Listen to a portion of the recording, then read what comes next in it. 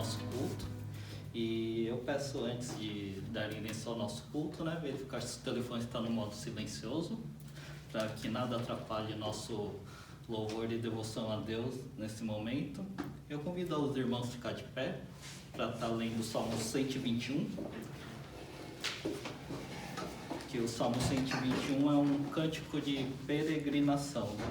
Quando os hebreus iam até Jerusalém em uma das festas anuais. Todos acharam? Salmo 121 diz assim: levanto os meus olhos para os montes e pergunto, de onde me vem o socorro? O meu socorro vem do Senhor, que fez os céus e a terra. Ele não permitirá que você tropece. O seu protetor se manterá alerta. Sim, o protetor de Israel não dormirá. Ele está sempre alerta. O Senhor é seu protetor, como sombra que o protege. Ele está à sua direita. De dia o sol não o ferirá, nem a lua de noite. O Senhor o protegerá de todo mal. Protegerá a sua vida. O Senhor protegerá a sua saída e sua chegada, desde agora e para sempre. Esse é, como eu disse, é um salmo de peregrinação romagem, onde os hebreus saíam de todo Israel para participar de uma das 3 festas anuais em Jerusalém. E nesse trajeto eram caminhos de muitos perigos, né? Eram montanhas, desfiladeiros, e o sol que podia prejudicar a pessoa. E à noite também, quando tinha muitos animais selvagens naquela região e muitos ladrões. Só que o salmista clama: da onde virá meu socorro? Vem do Senhor, que fez os céus e a terra. E hoje, quando a gente olha para os montes, a gente não estamos mais em Jerusalém, mas nós temos um monte para olhar, o Monte do Calvário, onde foi crucificado nosso Senhor Jesus Cristo. Que possamos estar sempre olhando para Ele, que de lá virá nosso socorro, de lá virá nossa salvação. Que nessa aflição, nessa angústia desse momento de pandemia, que possamos estar sempre com foco em Jesus, sempre buscando olhar para Ele, buscando a resposta dEle. Amém? Amém. Convido a todos a estar orando e louvando ao Senhor. Amém, Jesus. Pai, em nome de Jesus, louvado seja o Senhor, graças te damos por esse dia, que o Senhor possa estar colocando nosso coração, nossa mente, transforme, para que possamos estar só com foco em Jesus Cristo, o nosso Senhor, Salvador, o consumidor das nossas vidas, que o Senhor possa estar trazendo a paz, a alegria que o Senhor Jesus Cristo pode nos dar nesse momento de pandemia, que possamos pedir o socorro a Cristo, que não venhamos a ficar focalizando em coisas terrenas, em coisas que possam nos ajudar, mas que só o Senhor Jesus que pode fazer alguma coisa em nossas vidas. Amém. Que Ele seja o nosso centro, Ele seja a essência de nossa vida, que tudo que possamos fazer que seja feita para glória e honra dEle. Que o Senhor abençoe essa noite, que o Senhor renove nossas mentes, tire todos os problemas que estão nos incomodando nesse momento, que possamos somente louvar ao Senhor e refletir na sua palavra. Só o Senhor tem palavra de vida eterna, que o Senhor possa estar abençoando a ministração dessa noite, os louvores, que tudo seja feito para a glória e honra do Senhor. Amém. Em nome de Jesus que eu oro e agradeço. Amém. Graça e paz, irmãos, palavra abençoada, né? Eleva os meus olhos para o monte, de onde virá o meu socorro, né? O meu socorro vem do Senhor, que fez os céus e a terra. E é tão maravilhosa essa palavra, porque Deus, Ele fez os céus e a terra. Ele comanda tudo, e se nós confiarmos nele, não é verdade? E palavra abençoada, que nós possamos agora cantar louvores a Deus com esses hinos. Convido os irmãos, fiquem em liberdade, se quiser fechar os olhos, levantar as mãos, fiquem em liberdade, que nós possamos louvar a Deus por esses louvores, amém?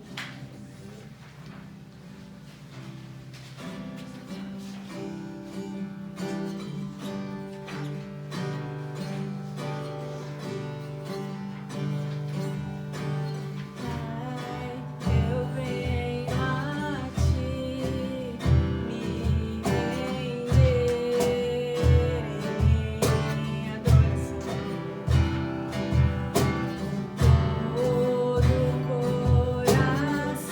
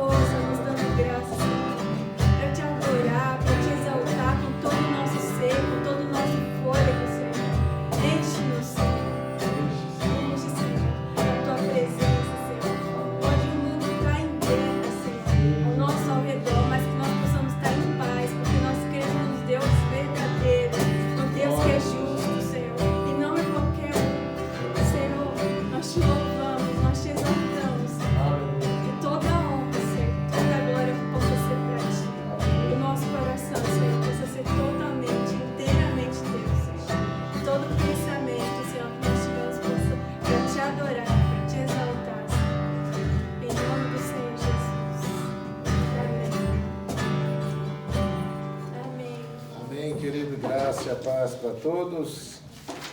Bom, antes de nós começarmos a meditação da nossa palavra no dia de hoje, queria receber ali o nosso querido Patrick, a Carolina, eles são lá de Iga, né? Onde está o pastor Luciano, né?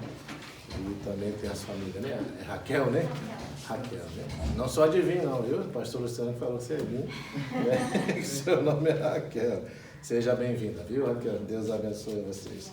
Ok, vamos abrir a nossa Bíblia em Lucas capítulo 24, a partir do versículo 13 nós vamos ler, né? Lucas capítulo de número 24, a partir do versículo 13 até o versículo de número 35, nós vamos estar lendo. Ok? Bom, nós vamos dar prosseguimento a esse estudo que nós estamos fazendo. Nós começamos na semana passada a falar a respeito da Páscoa, né? E trabalhamos esse tema, Jesus, a nossa Páscoa. Eu quis me deter apenas na parte da ressurreição. Obviamente, quando nós falamos a respeito da Páscoa, acerca da Páscoa, né, a gente tem que falar sobre a morte, sobre o sacrifício, né? E também sobre a ressurreição. Mas eu me propus a me deter apenas na parte da ressurreição. E dentro dela a gente trabalhou 3 pontos importantes. Primeiro, a importância da ressurreição. Segundo, as evidências que comprovam que de fato a ressurreição ocorreu. E terceiro, o que esta verdade deve provocar na vida, né, de um cristão ou nas nossas vidas, né? Então, na semana passada nós começamos a trabalhar esse primeiro ponto, falamos acerca da importância da ressurreição. E já deixamos bem claro, né, isso, né, de que, obviamente, a ressurreição foi importante, o primeiro ponto, justamente porque Jesus, os profetas, anunciaram isso. O próprio Senhor Jesus, quantas vezes não falou que ele morreria, que ele seria entregue, mas também que depois da sua morte, ao terceiro dia, ele iria ressuscitar. Os profetas também falaram isso. E aí nós trabalhamos esse primeiro ponto falando de que a ressurreição ela foi importante porque se não ocorresse, obviamente que Jesus seria tido como um mentiroso. Os profetas também, porque eles alegaram uma coisa e acabou não acontecendo. Por isso nós trabalhamos esse ponto mostrando por que a ressurreição era tão importante, por que deveria acontecer. Para mostrar que aquilo que Jesus falou e que os profetas falaram realmente era a verdade, realmente se cumpriu como fato. Segundo ponto que nós trabalhamos acerca da importância da ressurreição, além disso, é mostrar que a ressurreição também traz a garantia para nós. Porque assim como Jesus ressuscitou, nós também vamos o quê? Ressuscitar. Né? Porque ele mesmo declarou isso. Terceiro ponto acerca disso, nós mostramos de que também a ressurreição é importante, porque ela mostra que a nossa fé tem o quê? Um firme fundamento, né? Nós estamos alicerçados em aquilo que Cristo falou, naquilo que a igreja hoje se a igreja existe justamente por tudo aquilo que Cristo, né, revelou pelas Escrituras, por tudo aquilo que Ele anunciou, nos ensinou. Então, a nossa fé, nesse sentido, ela está bem alicerçada, até porque aquilo que Jesus falou acerca da ressurreição é o que se cumpriu. E aí, obviamente, que isso traz um fator importante, né, até porque se Jesus não houvesse ressuscitado, o que adiantaria a nossa fé em Jesus? O que adiantaria nós ficarmos pregando acerca de Cristo?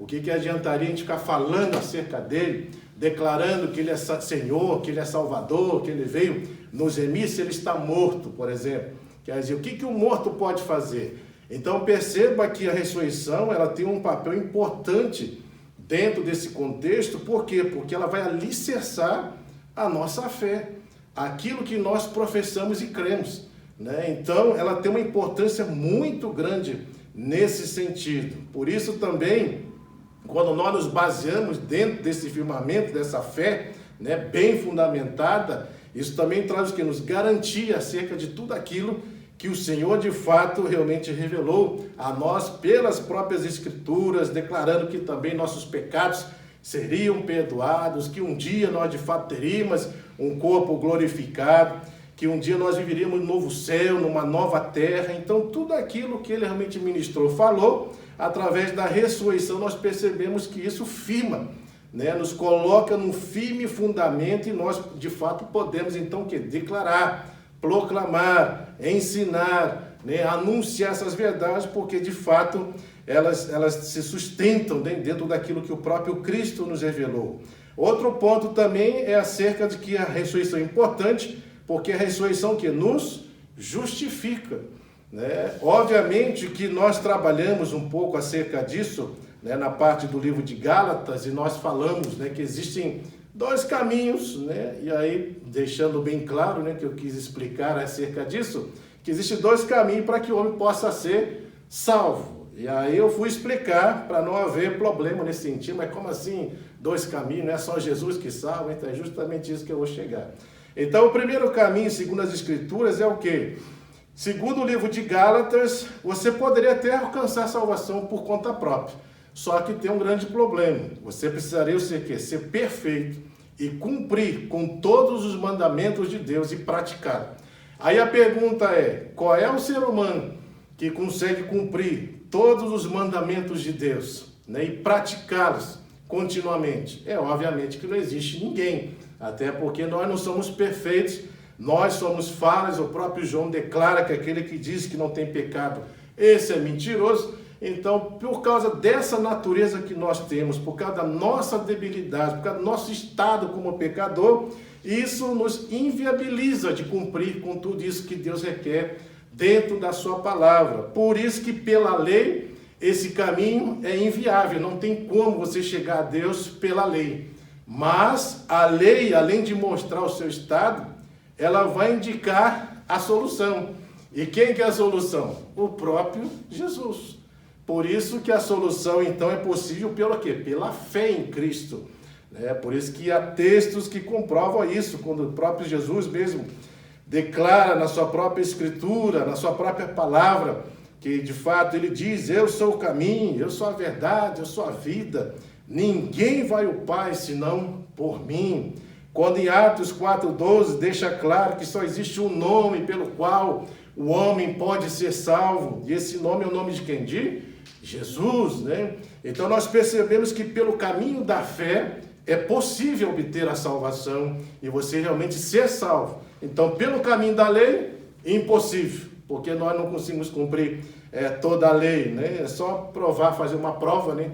Tenta cumprir o segundo grande mandamento, ame o teu próximo como a ti mesmo. Então por aí você já vai começar a encontrar várias falhas, até porque tem pessoas que a gente não quer amar, não quer estar perto, né? A gente quer distância, né? A gente não ama do jeito que nós deveríamos amar, e por aí a gente vai vendo o quanto nós somos falhos, incapazes de cumprir com aquilo que Deus quer. Então, a ressurreição nos justifica justamente porque aquele que pagou o preço, ele que reviveu, né? Ele não só pagou o preço pelos nossos pecados, mas a própria ressurreição é a garantia de que Deus aceitou todo o sacrifício do seu Filho, né? Então, isso é que nos dá garantia.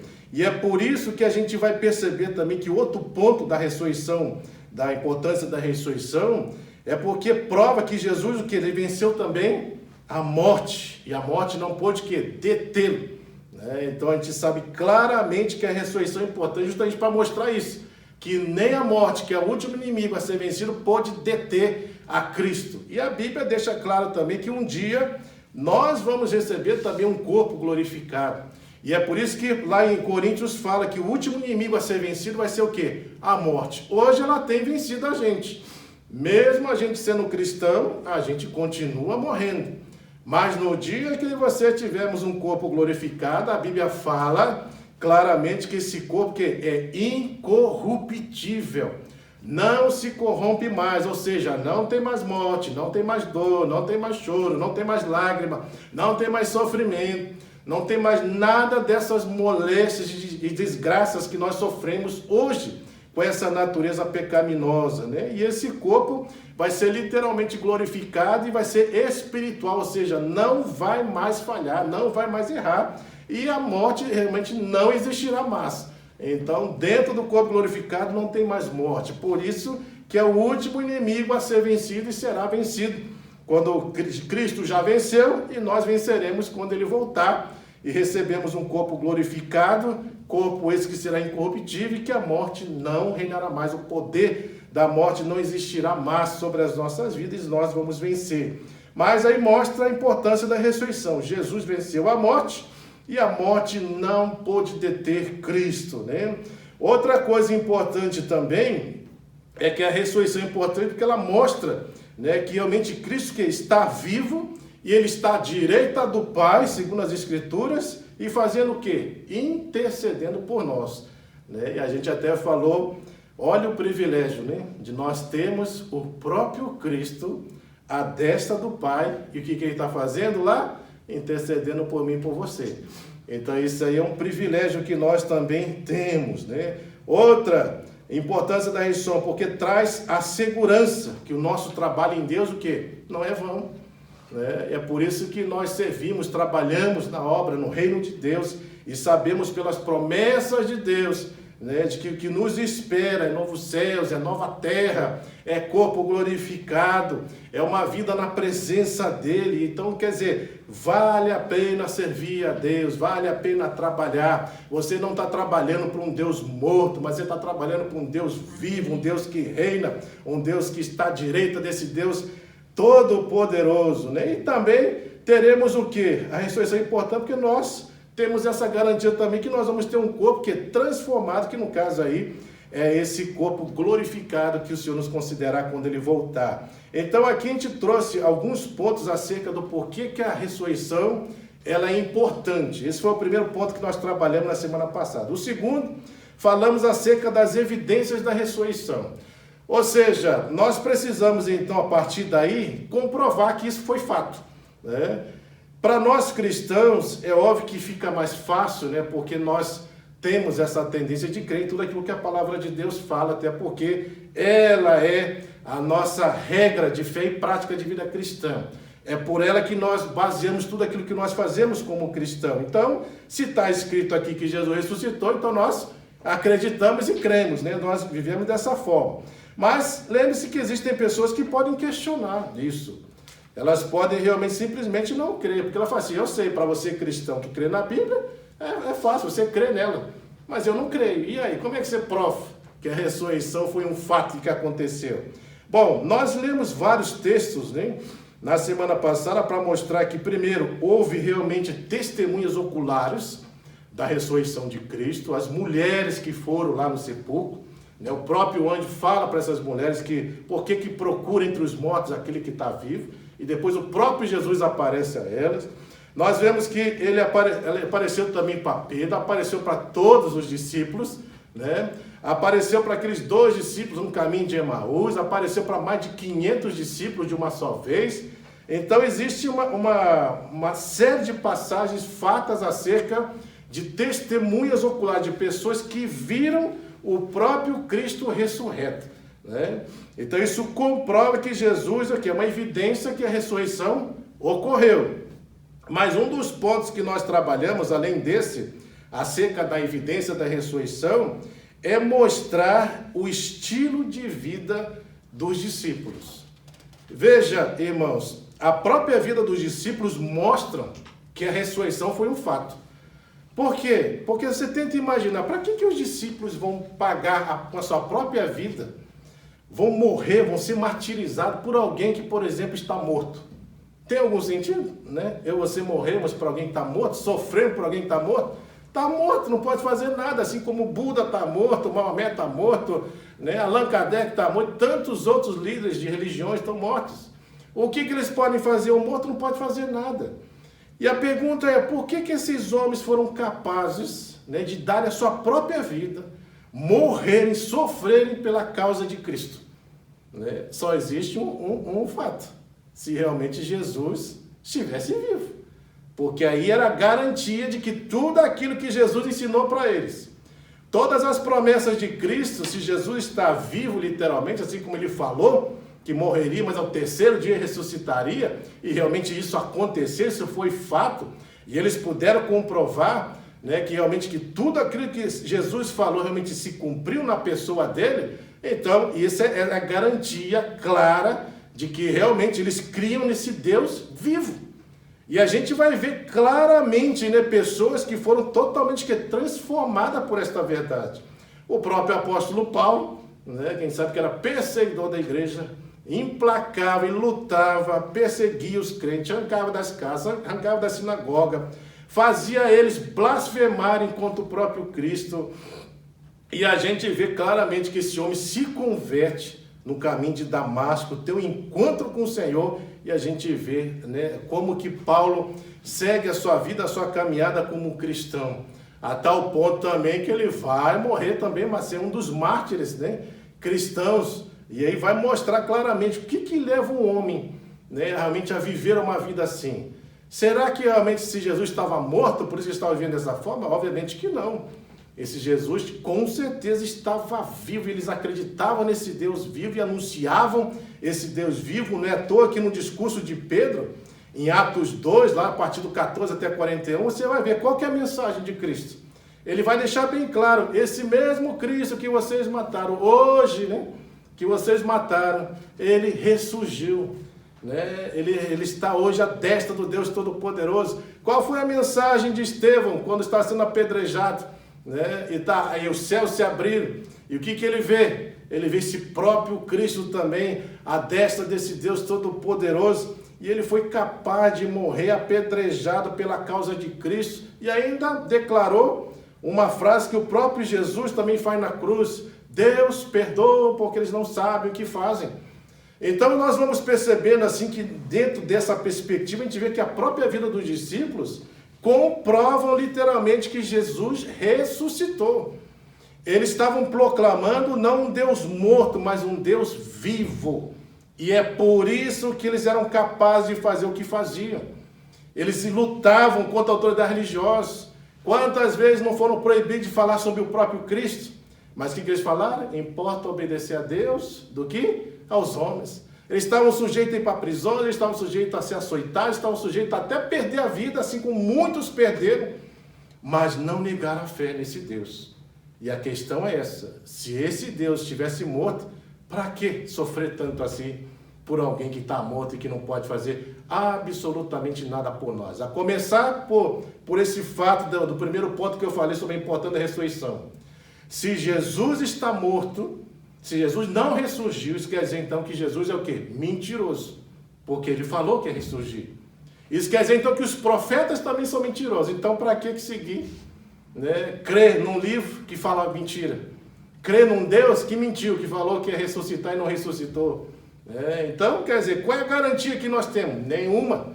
Então para que sofrer por esta causa? Não tem sentido sofrer por essa causa. Mas a vida dos discípulos mostra que esse Jesus está vivo, e por isso que eles foram capazes de fazer tudo o que fizeram. Não sei se você conhece a história de Policarpo.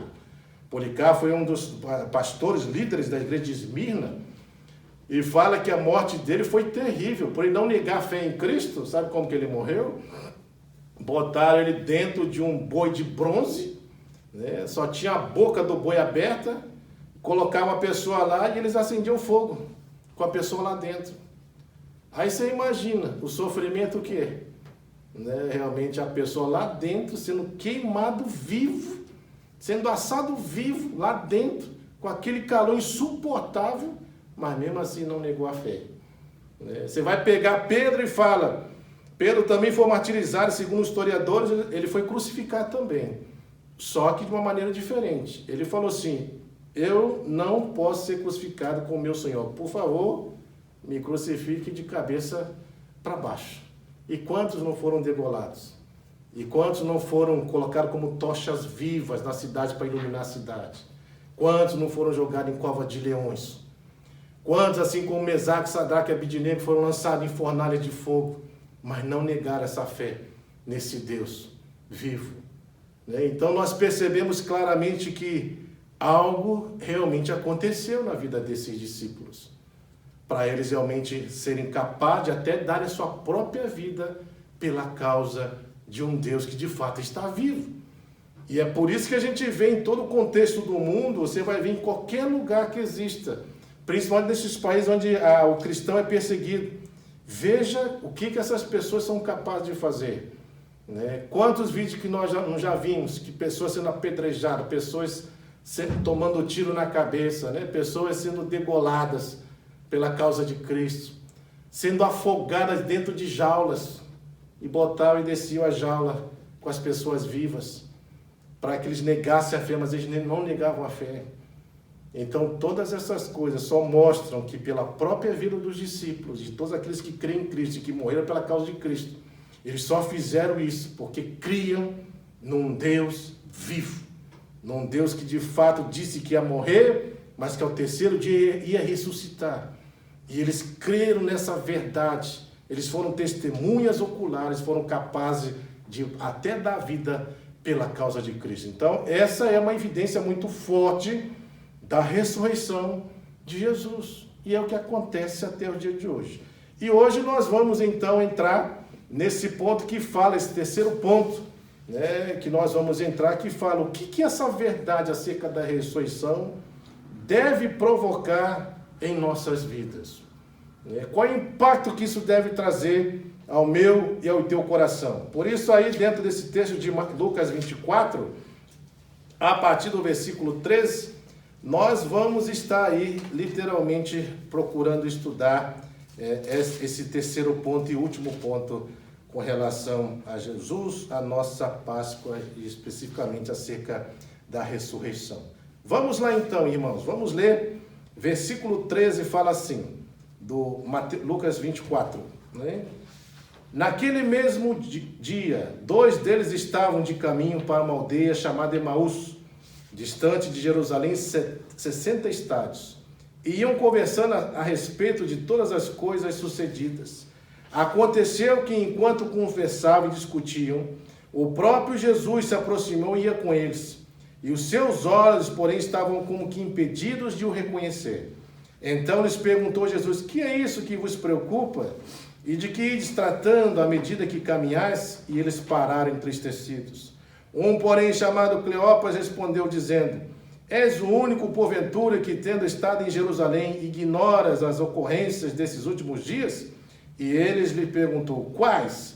E explicaram, o que aconteceu a Jesus, o Nazareno, que era varão, profeta, poderoso em obras e palavras diante de Deus e de todo o povo, e como os principais sacerdotes, as nossas autoridades, o entregaram para ser condenado à morte e o crucificaram. Ora, nós esperávamos que fosse ele quem havia de redimir Israel, mas depois de tudo isso já é o terceiro dia, desde que tais coisas sucederam. É verdade também que algumas mulheres que conosco estavam, nos surpreenderam tendo ido de madrugada ao túmulo, e não achando o corpo de Jesus, voltaram dizendo, terem tido uma visão de anjos, os quais afirmam que ele vive. De fato, alguns dos nossos foram ao sepulcro e verificaram a exatidão do que disseram as mulheres, mas não ouviram. Então lhes disse Jesus, ó nécios e tardos de coração, para crer tudo que os profetas disseram. Porventura não convinha que o Cristo padecesse e entrasse na sua glória? E começando por Moisés, discorrendo por todos os profetas, punha-lhes a seu respeito, constava em todas as escrituras. Quando se aproximavam da aldeia para onde iam, fez ele menção de passar adiante. Mas eles o constrangeram, dizendo, fica conosco, porque a tarde e o dia já declina. E entrou para ficar com eles. E aconteceu que, quando estavam à mesa, tomando ele o pão, abençoou, e tendo partido, lhes deu. Então se abriram os olhos e o reconheceram, mas ele desapareceu da presença deles. E disseram um ao outro, porventura não ardia o coração quando ele pelo caminho nos falava, quando nos expunha as escrituras? E na mesma hora, levantando-se, voltaram para Jerusalém, onde acharam reunidos 11 e outros com eles, os quais diziam, o Senhor ressuscitou e já apareceu a Simão. Então os dois contaram o que lhe aconteceram no caminho e como foram por eles reconhecidos no partir do pão. Deus, em nome de Jesus, nós queremos de fato clamar ao Senhor para que o Senhor possa ministrar essas verdades ao nosso coração e que nós possamos, ó Pai, realmente crer em tudo isso que o Senhor realmente quer ministrar e falar a cada um que aqui está. Por isso eu peço a Ti para que o Senhor nos dê entendimento, para que o Senhor nos dê compreensão pelo Teu Santo Espírito e que, acima de tudo, nós possamos colocar em prática todas essas verdades. Por isso eu Te louvo e Te agradeço Em nome de Jesus Cristo. Amém. Irmãos, antes de nós entrarmos e trabalharmos esse terceiro ponto que fala o que esta verdade deve provocar em nossa vida, nós vamos ver o que nós vivemos quando nós não reconhecemos essa verdade, né? Então, veja o problema de você não crer, de fato, na ressurreição. E a gente precisa ver as consequências que isso vai trazendo. Veja só, eu vou ler aqui a partir do versículo 13 até o 15. Aqui vai estar uma primeira característica de pessoas que realmente desacreditam na ressurreição. E eu quero colocar isso na perspectiva porque tem muitos de nós, se a gente for falar, você crê em Deus? Creio. Eu creio em Deus. Mas, na verdade, muitas vezes nós demonstramos que nós não cremos, né? E a nossa própria conduta, a nossa forma de viver demonstra isso, né? Às vezes nós estamos crendo num Deus, mas nós cremos num Deus que parece que está morto, que de fato nunca ressuscitou, porque nós desacreditamos, né? Nós começamos a ser influenciados por outras coisas que acabam nos abatendo a nossa fé, nos esfriando, nos deixando tristes e perdendo até a esperança na questão cristã. Então, veja só, a primeira coisa que acontece aqui, a gente vê uma pessoa que não crê nessa verdade, lembrando, né, que você for ler já desde o primeiro versículo, capítulo 24, está falando acerca da ressurreição. E lembre que esses dois discípulos aqui tinham conhecimento acerca do que essas mulheres falaram, como nós lemos no texto, e também já tinha conhecimento acerca do que os discípulos falaram, acerca da ressurreição. Mas mesmo assim, de alguma forma ou outra, né, talvez eles tinham aquela síndrome de Tomé, se eu não vi, eu não creio, né, porque é assim que muitos também andam na caminhada cristã, ou seja, precisa ver para crer, mas Jesus fala que bem-aventurado aquele que não vê, mas crê, né, e acho que esse que é o mais complicado, né, porque às vezes nós professamos uma coisa, mas que no fundo nós não acreditamos, e esse é o problema. Veja só, versículo 13 a 15 vai falar uma característica clara se você realmente vive um cristianismo assim. Ou seja, crê num Deus, mas a realidade não demonstra que você crê de fato assim. Veja só, 13 ao 15. Naquele mesmo dia, 2 deles estavam a caminho para uma aldeia chamada Emaús, distante de Jerusalém 70 estádios. Iam conversando a respeito de todas as coisas sucedidas. Aconteceu que, enquanto conversavam, discutiam, o próprio Jesus se aproximou e ia com eles. Veja só, irmãos, olhando o contexto do capítulo 24, o que nós observamos aqui é que eles já perderam a esperança. Eles já não têm mais esperança. Todos os fatos que ocorreram acerca da morte, que eles observaram, viram, né? Não é à toa que eles questionam Jesus, você é o único que não sabe das notícias do que aconteceu lá em Jerusalém, com relação ao próprio Cristo. Veja, eles estavam cientes de tudo isso, mas mesmo assim, mesmo sabendo que Jesus tinha falado que ia ressuscitar ao terceiro dia, eles já tinham perdido a esperança. Por quê? Porque já era o terceiro dia. E lembre-se que Jesus falou que ele ia ressuscitar quando? No terceiro dia. O terceiro dia não tinha acabado ainda. Mas com certeza já era uma hora avançada, já estava avançando para terminar. E eles já estavam o quê? Desesperançados. Não tinham mais esperança. E esse é o grande problema nosso.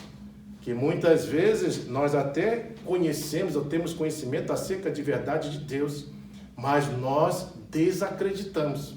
Perdemos a esperança rapidamente. Principalmente quando as coisas não acontecem no nosso tempo e nem da forma como nós esperamos. Nós começamos a desacreditar. Perdemos a esperança. Essa é a primeira característica. Olha só o versículo 16 agora. Fala assim, os seus olhos, porém, estavam o quê? Como impedidos de o reconhecer. Ou seja, outra característica, além de ter perdido a esperança, os olhos deles estavam o quê? Fechados. Já não conseguiram enxergar mais nada. Porque a própria falta de esperança faz você já não perder a fé, faz você desacreditar. Você não encontra mais luz, é como se estivesse numa escuridão de fato. Então você não encontra mais solução para nada. Você simplesmente é entregue à situação, ao que está acontecendo, de uma tal forma que aquilo toma conta do seu ser e você realmente acaba vivendo dessa forma. Além de estar sem esperança, os seus olhos se fecham, você não consegue mais enxergar nada, não consegue ver luz em nenhum sentido, em nenhum lugar. Né? Essa é outra característica. Olha o 17 também. Então lhes perguntou Jesus, o que é isso que vos preocupa? Então, ou seja, eles estão preocupados. E além de preocupar, está ainda falando. O que vos preocupa e que ides tratando à medida que caminhais. E eles pararam o quê? Entristecidos. Então, veja, eles perderam a esperança, os seus olhos estavam fechados, eles não conseguiam enxergar mais luz em nada, né? Porque eles viram Jesus lá morrendo, né? Eles imaginavam que esse Jesus seria aquele, né, que viria talvez de uma forma poderosa, libertaria eles do império do governo romano, mas isso não aconteceu.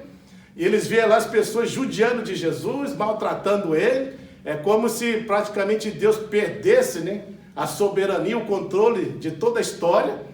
E eles estão ali, acompanhando tudo aquilo, por isso estão dessa forma. Agora estão preocupados.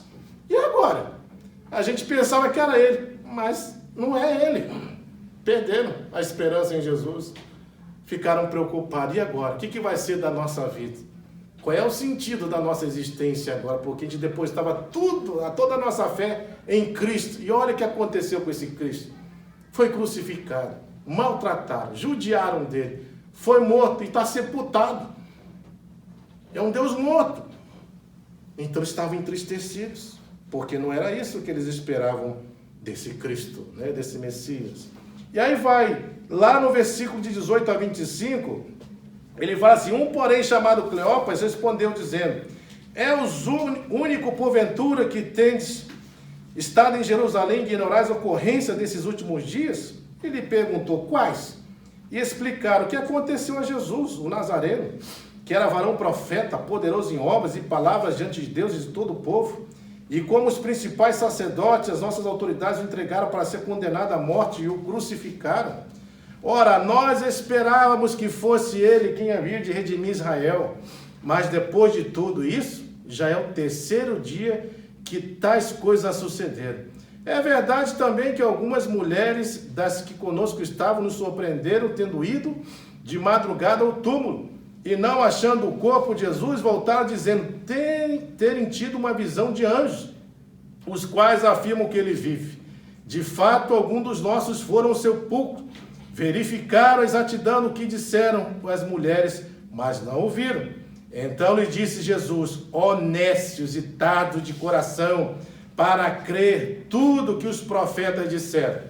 Ou seja, outra característica deles, além de perder a esperança, além de seus olhos estarem fechados, ou seja, não estão encontrando mais luz em nada, além de eles estarem preocupados, porque agora a preocupação realmente é real na vida deles.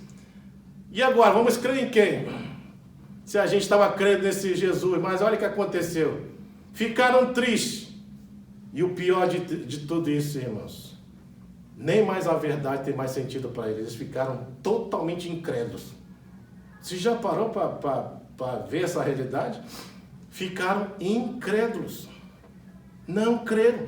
Mesmo tendo notícia de pessoas que foram testemunhas oculares falando que se Jesus vive, mesmo as mulheres falando, apareceram anjos, e esses anjos falam, porque procura entre os mortos aquele que está vivo, ele ressuscitou, ele não está aqui. Eles não acreditaram. Ficaram totalmente incrédulos. E é exatamente isso aqui que acontece quando nós não reconhecemos essa verdade acerca da ressurreição. Quando nós não cremos num Deus vivo, mas cremos num Deus morto, né? Num Deus que não pode fazer nada, é isso aqui que a gente começa a fazer. Perdemos a esperança, não encontramos mais luz para nada, porque os nossos olhos ficam fechados, né? Ficamos tristes, a preocupação toma conta do nosso coração, porque agora mais nada, né, nos deixa mais tranquilo, né? E o pior, ficamos incrédulos. Perdemos a fé. Você está vendo o grande problema de crer num Deus morto? Num Deus que não ressurgiu? É exatamente isso que aconteceu. Se Jesus não tivesse ressuscitado, a gente estaria nesse mesmo estado. Se ele não tivesse ressuscitado. Porque a gente não tem mais esperança mesmo. Aí a gente tinha que fazer aquilo que Paulo fala, ó, comamos e bebamos. né? Porque nós somos os mais infelizes dos homens aqui nessa terra, porque nós estamos professando acerca de um Deus e vivendo para um Deus que está morto. Então vamos comer, vamos nos fartar, vamos nos casar, vamos aprontar, fazer tudo o que a gente tem que fazer, porque depois que morrer, já era, acabou. Não tem mais o que fazer, né? Não tem mais para onde ir. Mas agora veja, irmãos, o que essa verdade deve provocar em nossas vidas, né? Essa é outra parte. Veja aí acompanhando comigo. Olha o que acontece, como realmente essa verdade acerca da ressurreição toma conta realmente da nossa vida, enche o nosso coração. Veja só, versículo 26 a 28, a gente vai ler, fala assim: porventura, não convinha que o Cristo padecesse e entrasse na sua glória? Começando por Moisés, discorrendo por todos os profetas, expunha-lhes o que a seu respeito constava em todas as escrituras. Quando se aproximaram da aldeia onde iam, fez nele menção de passar adiante. 31. Então lhes abriram os olhos e reconheceram, mas ele desapareceu da presença deles. Veja o que aqui, irmãos, o que a verdade da ressurreição tem que realmente provocar nas nossas vidas. Primeira coisa, os nossos olhos são abertos pela explicação das Escrituras. Essa é a primeira coisa que acontece. Porque veja só, olhando o contexto do que tudo está acontecendo aqui, talvez você vai olhar assim para a vida de Jesus e falar assim: meu Deus, a vida de Jesus foi um desastre, né? Foi um caos em todos os sentidos. Olha a tragédia em cima dele, ó. Primeiro, é traído por um dos seus discípulos, por 30 moedas de prata. Um dos seus discípulos, né, que acompanhava ele. Depois, o Sinédrio, né, composto aí pelas autoridades religiosas, há um complô contra ele, né, para realmente achar algum motivo para prender ele, até mesmo matá-lo. Eles fazem isso. Depois, vai inseminando na multidão a ideia: salta Barrabás, crucifica esse Jesus. Leva isso a Pilatos. Pilatos vai, lava suas mãos. E aí, por medo, decreta realmente, fala assim: ó, minhas mãos estão limpas diante dessa situação, eu lavo as minhas mãos. Eu sei que esse homem aí nada fez, ele é inocente. Mas já que o povo está pedindo, então crucifica ele. Não é? Aí chega lá, Jesus vai sendo levado para o Calvário. Sofre todo tipo de violência. É cuspido, soco na cara, coroa de espinho na cabeça, perfura as mãos, perfura os pés, perfura o seu lado. Os soldados, mesmo depois crucificados, estão lá zombando dele. Uma lança é lançada no seu lado. Aí talvez as pessoas assim: meu Deus, acabou-se tudo. Deus perdeu o controle da história. Deus perdeu. Olha a desgraça, olha quanta tristeza. Olha quanta injustiça. Olha quanta maldade que fizeram com ele. Aonde está Deus? Nessa história toda? Mas lembre-se de uma coisa, irmãos. Tudo que aconteceu, nada saiu fora do controle de Deus. Porque começa pela traição. O que a Bíblia fala sobre a traição? Jesus mesmo não falou? É com um beijo que você trai o Filho do Homem? Não fala lá no profeta que ele seria traído por 30 moedas de prata? Não é isso que aconteceu? A pergunta é: por acaso a história está fora de controle? A maldade está reinando, a justiça está reinando nesse sentido, a tal ponto que Deus perdeu o controle de tudo? Não perdeu. O próprio Jesus não falou que seria entregue às autoridades religiosas e que padeceria, como ovelha muda ser levada a um matadouro? Ele não falou isso? Ele não falou que os soldados iam repartir as suas vestes e iam lançar sorte sobre as vestes dele? Não fizeram isso? Sim ou não? Não morreu, literalmente? Mas no terceiro dia ressuscitou também. Então a gente vê que Deus não perdeu o controle de nada. Nada. E é esse problema aqui, quando nós não cremos nessa verdade, que toma conta dos corações de muitos cristãos. Quantos cristãos ficam falando: cadê Deus? Olha as coisas acontecendo. A gente começa a agir que nem Abacuque, né? Como assim, Senhor? Você vai mandar uma pessoa, um povo mais ímpar para julgar a gente, tratar a gente? Se não fosse um povinho melhor, tudo bem. Mas a gente vê como Deus faz. Deus não perde controle de nada, irmãos. Nada. Tudo está no controle de Deus. Né? Todas as coisas estão no controle dele. Nada fugiu. Mesmo que houve tanta injustiça, tanta maldade, tanta violência, nada está fora do controle. Nada. Nada. E a gente vê que Deus, Ele reina. Talvez muitos crentes falam assim, o que adiantou? Eu vivi a vida inteira para Deus. Minha vida, no final da minha vida, miserável. Agora estou numa cama, morrendo de um câncer. Ou estou preso injustamente. Cadê Deus nessa história toda? Que adiantou eu viver tanto tempo para Deus e passar meus últimos dias de vida dessa maneira? Quantas pessoas não reclamam, irmãos, acerca disso? Não é? Quantas pessoas?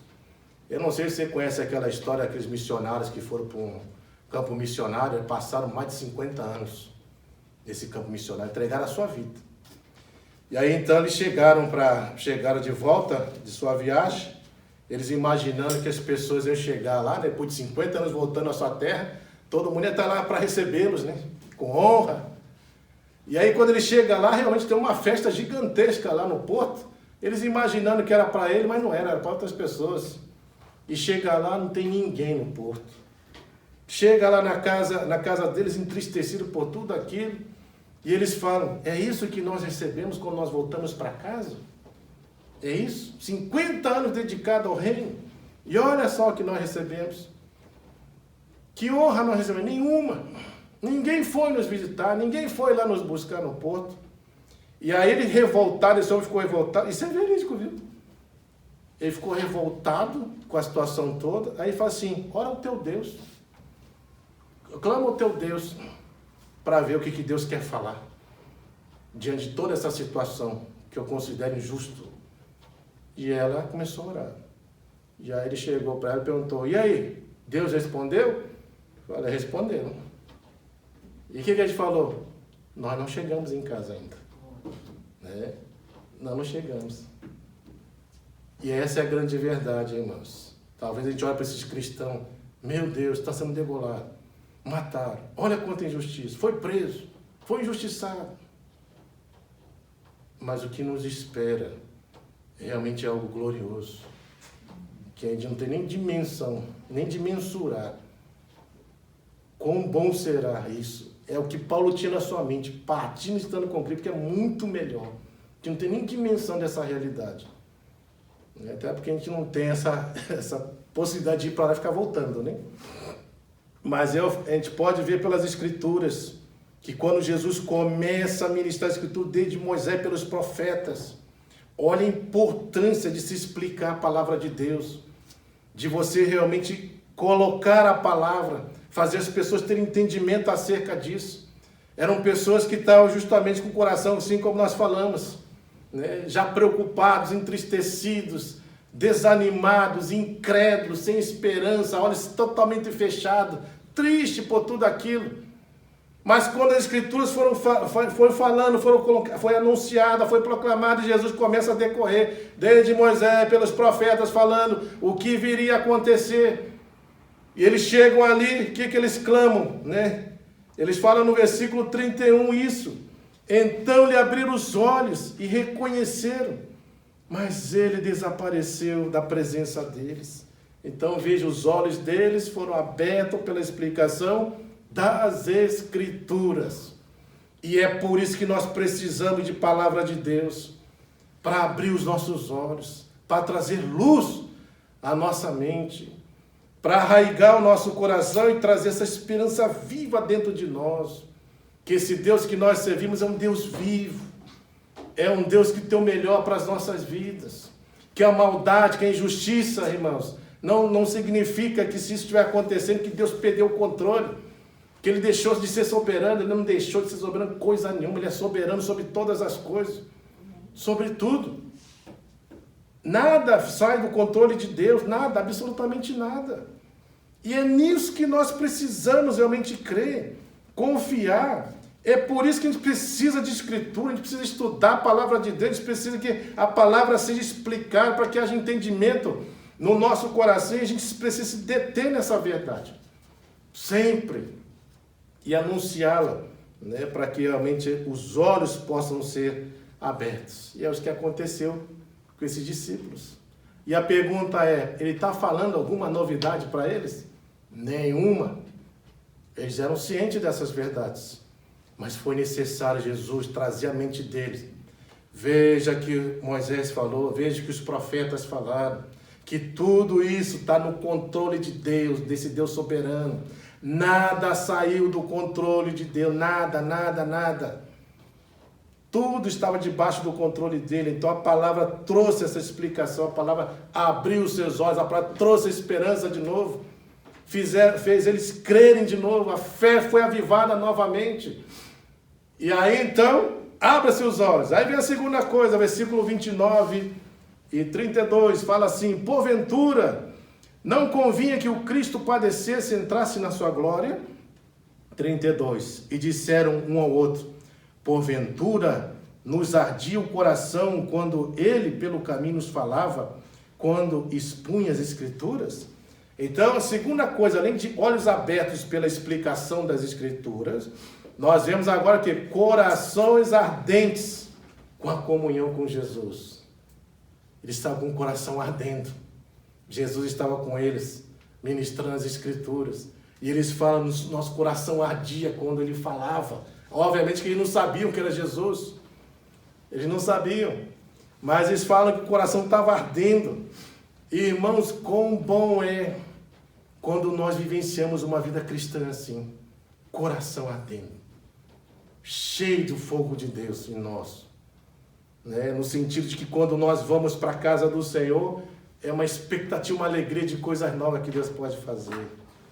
Ao ouvir a palavra, a gente sempre está naquela expectativa, Deus vai falar comigo, essa palavra vai falar ao meu coração, ela vai trazer alento ao meu coração, ela vai me trazer despertamento, vai trazer encorajamento, né? Ela vai trazer luz, entendimento, coração ardendo.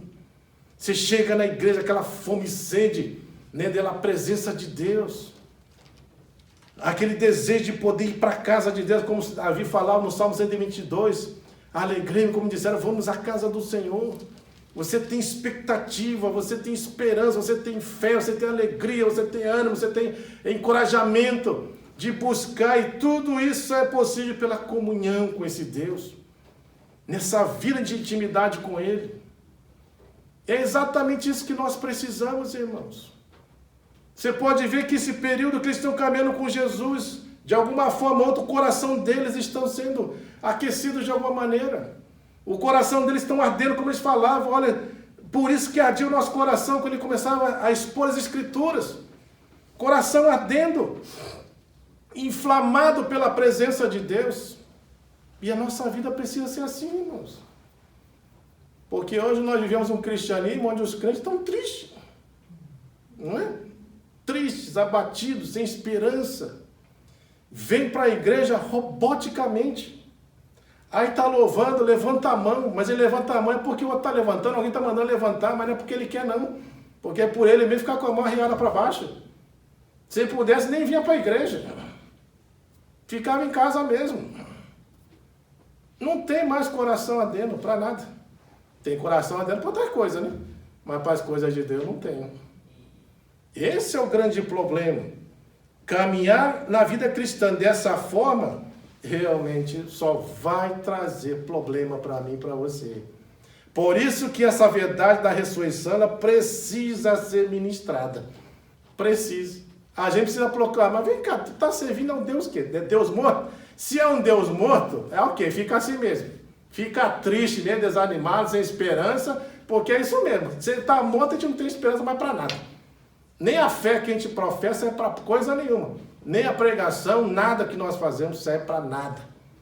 Então a gente fica assim mesmo, fica triste mesmo, desanimado, não precisa nem ir para a igreja mesmo. Mas se o nosso Deus é um Deus vivo, nós precisamos mudar a nossa ação com relação a isso. Nós não servimos a um Deus morto. Mas muitas vezes demonstramos que parece que a gente serve a um Deus morto. Que a gente não crê. Não crê em nada. E não tem esperança para nada. O coração está frio, desanimado, sem esperança. E aí, olha só que tremendo no 33 a 35, irmãos. Fala assim: e na mesma hora levantando-se, voltaram para Jerusalém, onde achavam reunidos os 11 e os outros com ele, os quais diziam: o Senhor ressuscitou e já apareceu a Simão. Então os dois contaram o que lhe acontecera no caminho e como fora por eles reconhecido no partir do pão.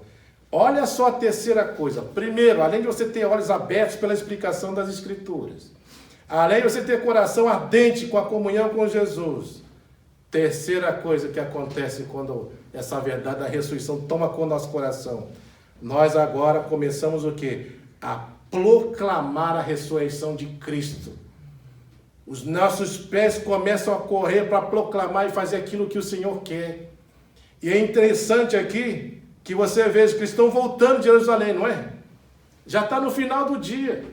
E eles aqui não tinham reconhecido ainda Jesus. Por isso que ele fala: ó, já é tarde, já fica aqui conosco. Jesus fazia menção de passar, nós fica aqui, já está tarde. Ou seja, a caminhada foi longa, nós estamos cansados também. Descansa aqui. Olha só o que essa verdade faz no coração de um cristão que crê realmente em um Deus vivo. Irmão, não tem tempo ruim para um cristão assim. Pode estar cansado, mas vai arranjar tempo. Eles estão cansados, mas veja que o cansaço ficou de lado. Não importa se tem que voltar quantas horas andando, mas eles estão dispostos a voltar para Jerusalém. Eles estão dispostos a proclamar essa verdade que eles começaram a vivenciar ali. E eles querem anunciar: Jesus vive, Ele ressuscitou, Ele estava conosco. Aí não tem tempo ruim, não tem cansaço, não tem questão se é dia, se é noite, se é de madrugada, se eu preciso descansar ou não. Não. A gente vê que eles correm para anunciar e proclamar essa verdade. Ali já não tem mais cansaço. Ali já não tem mais desculpa. Não tem mais nada dessas coisas que muitas vezes nos bloqueia para fazer aquilo que Deus quer. Não tem mais. Não é porque está chovendo, não é porque está nevando, não é porque está com calor, não interessa. Se está chovendo, está fazendo calor, se está fazendo frio, não importa. Aqueles que são impactados por essas verdades, eles têm desejo de proclamar essa verdade. Eles querem anunciar aquilo que pode trazer esperança ao coração aflito. Àqueles que estão em trevas espirituais. Àqueles que já não encontram mais luz em nada. E estão dispostos. Irmãos, tem tanta gente à nossa volta. Infelizmente teve uma... Infelizmente, porque a pessoa tentou o suicídio, né? 25 anos de idade. Novo. 25 anos de idade. Essa menina tentou o suicídio na semana retrasada, lá em Suzuka, não é da nossa igreja, né? A gente ficou sabendo, a gente foi ajudar, né? Ela foi na igreja para a gente aconselhar ela. E é uma pessoa assim que se você vê ela assim, você não consegue enxergar dentro dela, é óbvio, nós não conseguimos enxergar. Quem olhasse para ela assim, fala: nossa, é uma pessoa tranquila, jovem, né? Cheia de vida. Mas estava cheia de morte no coração. A tal ponto que ela tentou o suicídio. Ela cortou os pulsos dentro da banheira, tomou um monte de remédio e se jogou na banheira. Graças a Deus, por um milagre, essa mulher não se afogou, né, na banheira. Graças a Deus, porque alguns amigos delas ligaram, não atendeu e correram para ver o que estava acontecendo. E graças a Deus que conseguiram chamar o médico, ainda conseguiram encontrar ela com vida e levar para o hospital. E graças a Deus que ela está viva hoje. E a gente conversou bastante acerca disso, né? E é interessante que conforme você vai explicando a palavra, vai falando, a palavra ela vai penetrando. Por isso que fala que ela é viva e eficaz, né? Ela penetra no mais profundo do ser da pessoa. Ela move mesmo. E foi arrancando aqueles pensamentos de morte, toda aquela desgraça toda que entrou na mente, no coração dela, por meio de tudo aquilo que Deus estava falando pela palavra, foi tirando tudo. E a gente vê, quem olha assim, nem imagina que essa pessoa estava querendo se matar, irmãos. E a pergunta é: quantos estão à nossa volta que estão assim também? Que você nem imagina que está pensando querendo fazer besteira. E estão querendo fazer besteira. E a ideia é: o que nós estamos fazendo, né? Você já parou para perceber que essa verdade, se ela for ministrada ao coração, ela pode trazer esperança. para aqueles que não têm mais esperança. Pode trazer luz para quem não tem mais luz. Pode dar direção para quem não tem mais direção. E nós estamos proclamando o quê? Falando o quê? Anunciando o quê?